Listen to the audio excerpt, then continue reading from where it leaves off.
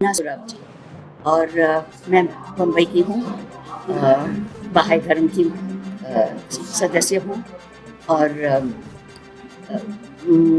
ये जो ओकेजन है तो ये 40 साल पुरानी बात है जहाँ महिलाओं को हैंग किया, क्या कहते हैं हैंग के लिए, हैंग फांसी की सज़ा दी थी।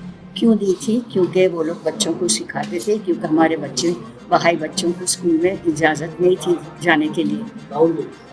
तो हाँ, जो बच्चे को इजाज़त नहीं थी तो उनके लिए ये महिलाएं सिखाने के लिए शुरू किया स्कूल घर में।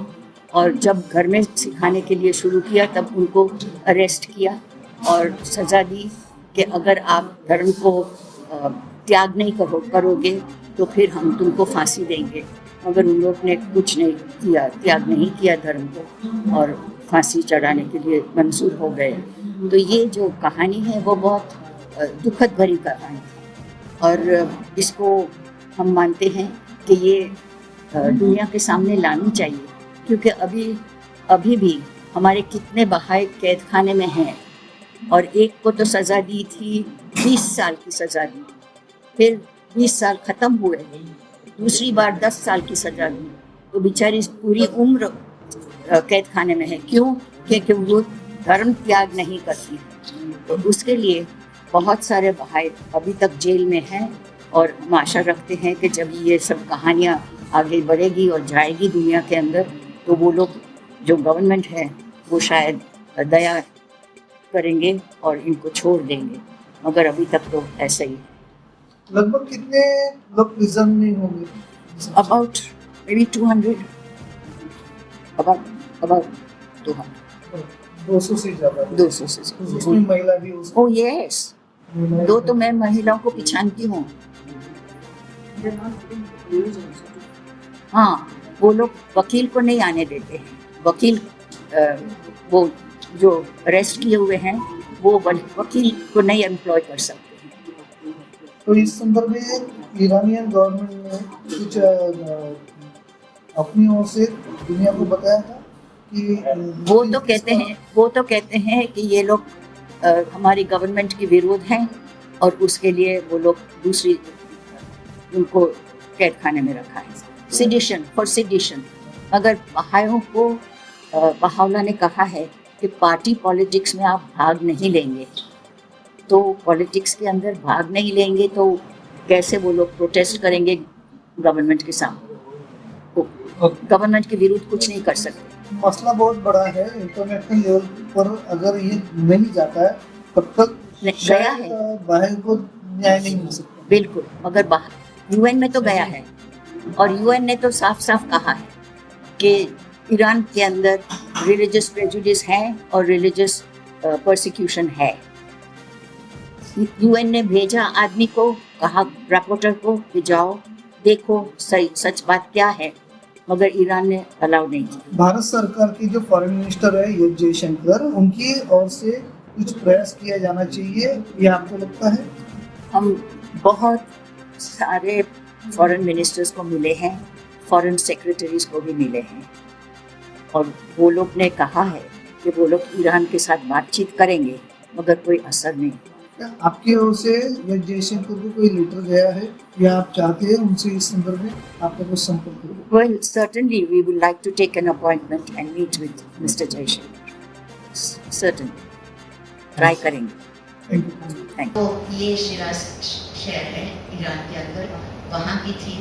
वो लोग बच्चों को पढ़ाई कराते थे क्योंकि बच्चों के लिए स्कूल्स बंद थी, बच्चों स्कूल में नहीं जा सकती थी, लड़के और लड़की दोनों। अभी तो हम जानते हैं कि कोई देशों में लड़कियों के खिलाफ है, मगर यहाँ तो दोनों बच्चे, लड़के और लड़की दोनों को स्कूल में जाने का इजाज़त नहीं थी। किसी विशेष कम्युनिटी के लिए क्या है? बहाई कम्युनिटी बिल्कुल उनको ही अलाउ है, क्योंकि वो लोग मानते हैं कि इस्लाम के बाद कोई भी धर्म नहीं आ सकता है, उसके वजह से। और ये नया धर्म है, बहाई नया धर्म है। वो विश्व शांति लाने को भी चाहती है और विश्व एकता उनके प्रिंसिपल खास इंस्ट्रूमेंट। तो मैम उस वक्त इस्लाम के अलावा आप अगर कहते हैं तो भाई भी धर्म है, शायद वहाँ पारसी भी जी। होंगे। जी जी जी, बस थोड़ा उनको अलाउड था क्योंकि वो लोग इस्लाम के पहले आए। ईसाई धर्म, जूइश धर्म, पारसी धर्म सब इस्लाम के पहले आए थे, तो उनको कोई दिक्कत नहीं है जो धर्म पहले आता है, मगर इस्लाम के बाद कोई नहीं आ सकता है। और ये बहावला का धर्म इस्लाम के बाद आया था। बट ये 40 इयर्स ओल्ड है मैडम, क्या जी? ये 40 इयर्स ओल्ड है अभी आज का एनिवर्सरी, तो इससे पहले क्या इंटरनेशनल फोरम पे किसी ने आवाज़ नहीं वो उठाया? बहुत ही अपील की, यूएन के पास गए बहाई, और यूएन ने रिपोर्टर भेजा ईरान के अंदर, मगर ईरान ने इजाज़त नहीं दी वो रिपोर्टर को आने का ईरान के अंदर। ग्राउंड पे पब्लिक बाइट नहीं लेने दिया, क्या जी? वहाँ पे रिपोर्टिंग नहीं करने दिया, बाइट नहीं नहीं नहीं, लेने किसको रिपोर्ट करने को नहीं दिया। और अखबार में तो कुछ आ ही नहीं सकता था क्योंकि वो गवर्नमेंट के हाथ के अंदर था। तो ये जो प्रॉब्लम था ये कब से शुरू हुआ है, और जब बहाई धर्म शुरू हुआ 1844, उस समय 20,000 लोग को मारा गया, मार दिया। 20,000 people. 20,000 people were killed in the worst manner possible. And so 1844. So after there was a little bit of peace, then this again has started, and now it is continuing.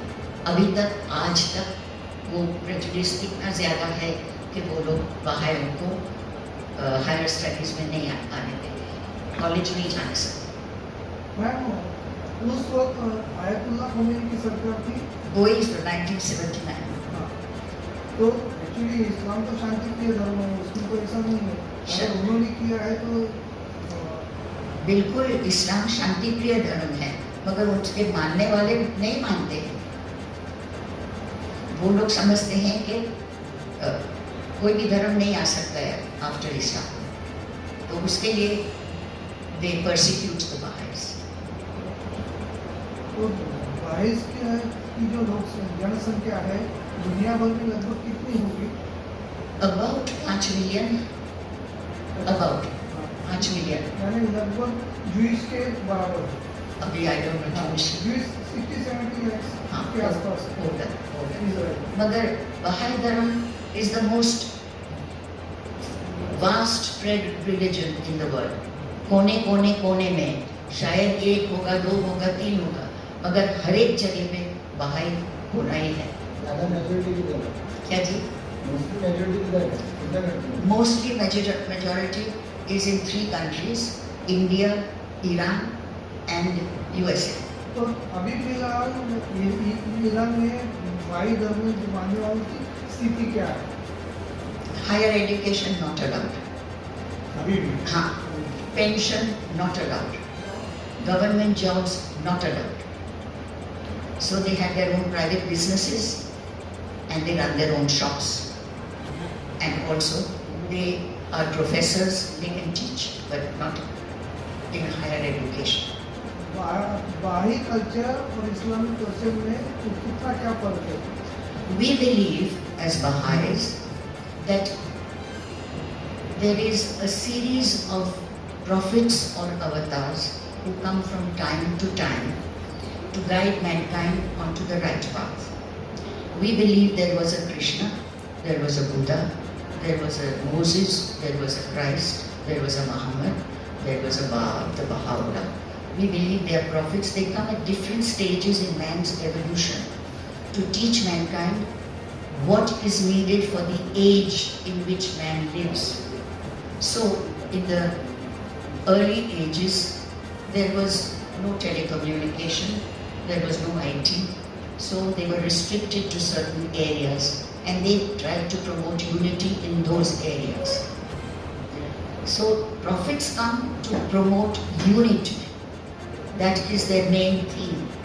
But they have not been able to expand into different parts of the world because communications were not there. Now we have technology. So,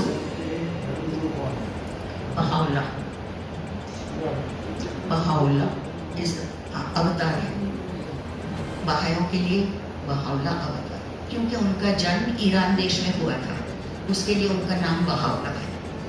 किस तरह से हिंदू जो भी religious है वो राम कृष्ण शिव उनकी पूजा करते हैं, उनको मानते हैं, मुस्लिम अल्लाह की पूजा करते हैं, और बुद्धिस्ट बौद्ध है, फिर अपना जू लोग है वो दीवार है, तो आप लोग किसकी पूजा करते हैं? हम मानते हैं कि एक ही ईश्वर है सबके लिए, अल्लाह, ईश्वर, गॉड सब एक है और सब उनके ही बच्चे हैं। हमारे एक पिता है और हम सब उनके बच्चे हैं, तो हम मानते हैं कि उनके तरफ प्रार्थना करनी चाहिए। अल्लाह कहो, ईश्वर कहो, गॉड कहो, कुछ भी कहो, मगर वो एक है और उनके प्रति हम प्रार्थना करते हैं। उनको किस नाम से आप पुकारते हैं? ईश्वर पुकारते हैं, अल्लाह पुकारते हैं? अगर मैं हिंदुस्तान में हूँ तो मैं ईश्वर कहूँगी, अगर मैं अरबस्तान में हूँ तो मैं अल्लाह कहूँगी, अगर मैं वेस्ट में हूँ तो मैं गॉड कहूँगी। और मेरी भाषा जो है प्रार्थना की, वो हर एक भाषा के अंदर अनुवाद किया हुआ है। ओरिजिनल प्रार्थना अनुवाद क्या जी? धर्म ग्रंथ है जी, जी हाँ, हाँ, बुक ऑफ किताब अक़दस हम बोलते हैं, book of lords, book of lords. Festival कौन सा मनाते हैं? बहाउल्ला का जन्मदिन, बहाउल्ला का घोषणा करने का दिन, फिर नवरूज, नया साल, ऐसे 9 हैं हम मनाते हैं फेस्टिवल। ज़्यादातर यानी दुनिया भर में जो भी मानने वाले जो है वो अपने वायु आकाश जल और पृथ्वी उनकी पूजा करते हैं, तो उस तरह से आपकी मान्यता क्या है, आपकी आस्था क्या है? हम कहते हैं कि ईश्वर ने ही सब कुछ बनाया है, अग्नि, पानी जो भी है सब ईश्वर के बनाए हुए हैं। तो ये चीज़ जो ईश्वर ने बनाई हुई है, तो हम तो ईश्वर को डायरेक्टली प्रार्थना करते हैं। उनकी कोई प्रतिमा वगैरह? प्रतिमा मीनिंग सॉरी, आइडल। फोटो है, उनकी फोटो है, क्योंकि camera was invented just in the 1800s। उस टाइम पे फोटो लिया था बहाउल्ला का, मगर हम घर में नहीं रखते हैं। हम हमारे पवित्र भूमि जो है वहाँ उनका फोटो है, देख सकते हैं, मगर हम घर में नहीं रखते। आपका पवित्र भूमि कहाँ है?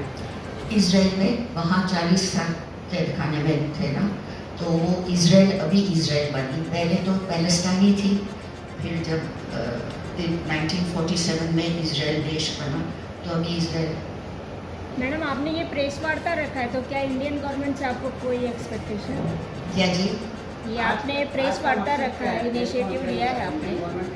नो, इंडियन गवर्नमेंट से हम कुछ नहीं मांगते हैं, हम केवल आपको दिखाना चाहते हैं कि ये भी होता है, आजकल भी होता है। अभी मैम जो नहीं, अभी ये तो 40 साल पुरानी बात है जी। और इन्होंने जो भी सेक्रीफाइस किया वो किया, हाँ, और शिक्षा के लिए उनकी ओर से हुआ, लेकिन अभी तो जनरेशन चेंज हो गई है। Yes, 40 साल के बाद काम हो गया। करेक्ट। उस दरमियान कितने उतार चढ़ाव? Up down. Up down Iran के अंदर तो बहुत सारे अप डाउन ही है। ईरान में तो डाउन ही है। इराक में? कहाँ? ईरान में है, उसे इराक में भी रहता है। ईरान में, जी हाँ है। उसमें कितनी मजबूरी होती है? अब मेजोरिटी मुझे पता नहीं है, मगर है, क्योंकि बहाउल्ला का व्हाट यू से फॉर एग्जाइल, देश निकाल एग्जाइल, बहाउल्ला को देश निकाल किया था ईरान से बगदाद, ईरान, तो वहाँ 10 साल वो रहे वहाँ। ये जो लोटस का सिंबिया है, तो ये आपका मंदिर है? जी, एक मंदिर है जो बनाया था 1986 में, और वो ओपन टू ऑल, सब लोग जा सकते हैं। वहाँ कोई मूर्ति नहीं है, हॉल है जहाँ लोग प्रार्थना कर सकते हैं, मगर गुप्त। और वो जगह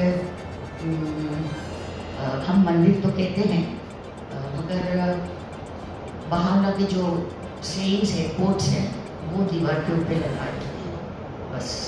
तो आप अपनी भाषा में क्या कहते हो?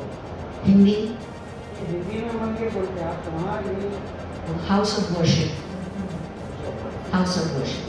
इंग्लिश में आएगा। जी, नहीं तो मंदिर हिंदी में तो है ही है, उसका अनुवाद करना है। हाउस ऑफ वर्शिप जहाँ ईश्वर की उपासना करते हैं।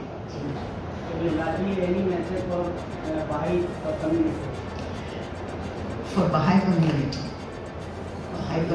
though knows what it is supposed to do, create unity, no violence. Baha'u'llah forbade violence. He said, no time will you raise your hands against another.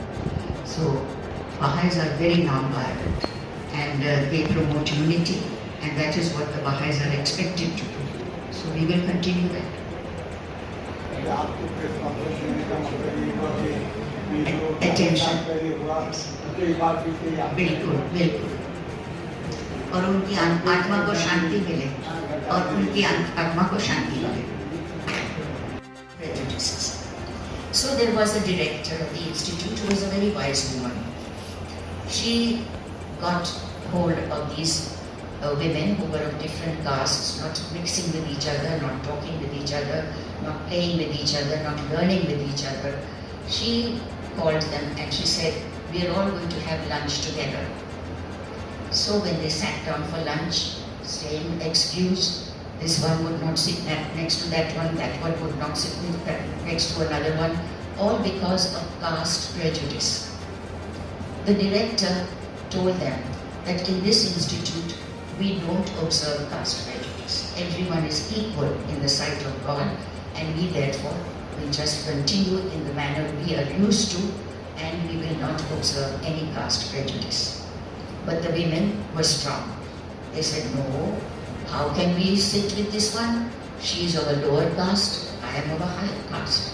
How can I eat in the same way that she is eating and sit next to her? God forbid. I cannot sit next to her also. And drink water from her hands? No way. I will not drink water from her hands.